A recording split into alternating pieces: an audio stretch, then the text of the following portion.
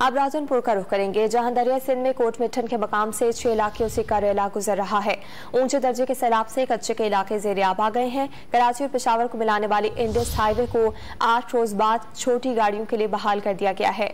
Non news के नुमाइंदे कमर फहीम से मजीद तफसीलात लेंगे। कमर फहीम बताएगा कोट मिठन के मकाम पर इस वक्त क्या सूरत हाल है।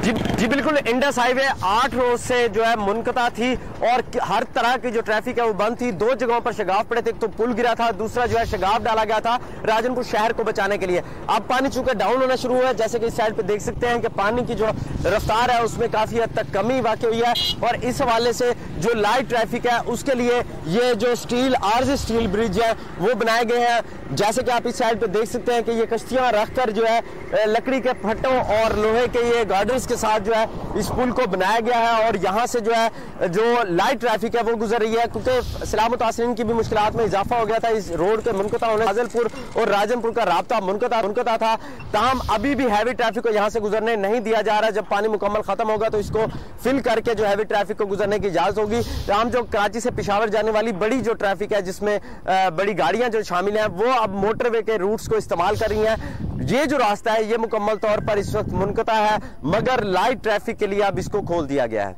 जी कमर फहीम, बहुत शुक्रिया, आपने आगाह किया।